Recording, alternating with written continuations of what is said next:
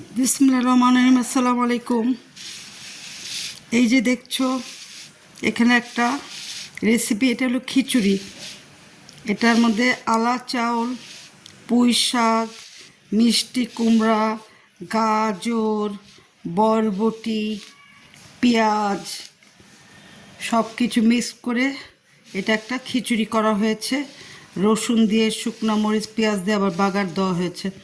খুব ইয়ামি এবং খুবই মজাদার, বৃষ্টির মধ্যে খুব টেস্ট। তো দেখি, বিসমিল্লাহ করে খাই। টমেটো দেওয়া হয়েছে।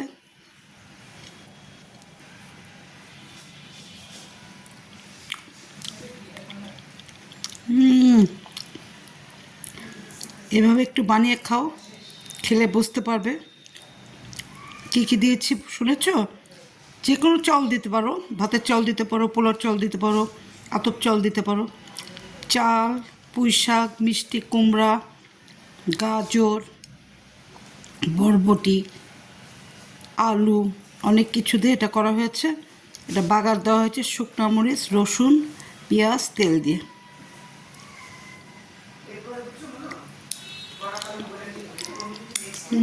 খুব মজা হয়েছে,